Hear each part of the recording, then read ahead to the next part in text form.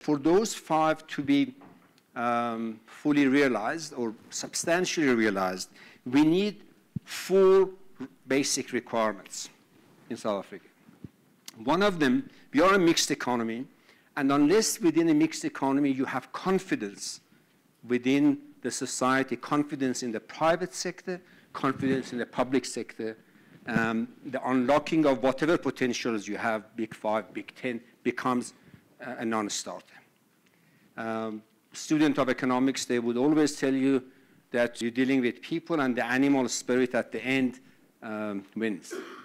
Whatever terminology you want to use, the bottom line of it is, unless the citizens have confidence in the ability of both private and public sector, you cannot unlock any capacity, big or small.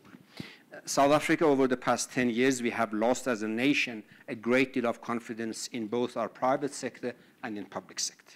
We have seen private corporations engaging in unethical behavior in all sectors, from bread to pharmaceuticals, to construction companies, to steel pricing, and I can go on and on. That, whether you want it or not, is not helpful in building confidence in the ability of our corporates. And then, of course, we hear enough about government that loses the confidence of the nation in the ability of those who are leading municipalities and so on. So requirement number 1, whatever capacity you want to unlock, for the sake of the nation, build the confidence within the society. The second one, we have in the process undermined the institutional capabilities of the nation. We don't have time to go through it. Look at the way, and some of the key institutions for success is, or are, local governments. Very important. You mentioned the 6 metros. If we go below the 6 metros, the next 40 local government or municipalities, they are absolutely critical. That's where the majority of our population lives. That's where the 21st century economies of agglomeration, and I don't want to throw jargons here, but if you want to improve your productivity, make absolutely sure that your cities, your towns are run more comparatively than your next peers, whoever those peers are. And I don't believe Argentina, Brazil, and Turkey should be our peers. The Lula moment, those who were supporting Lula moments, where are they? It becomes a nightmare moments for Brazilians because they didn't deal with some of the institutional. So state-owned enterprises are absolutely critical. This engagement in debate of privatization vis-a-vis nationalization and all that nonsense is really a deterrent. It's not a genuine, realistic, pragmatic way of running 21st century. So the second one is institutional capabilities. Unless you build it, like the legs of a table or the foundation of a building, you're building edifice on the sand. The third area is a more philosophical one, but absolutely critical. What is our approach to growth and development? Over the past 10 years or 8 years, I would suggest that a particular ideology has taken root, and that is, I refer to it as a statist approach to growth and development. What does it mean? It means that if you look at the policies that are pronounced by any ministry, it's all about what the state should do. Look at the 9-point plan of President Zuma's State of the Nation this year. State will do this, the state will do that, the state will do that. What is state? A state that has got no capacity, but by the cabinet's own admission, and increasingly has got no resources. In fact, it's not increasingly, it hasn't got resources, full stop.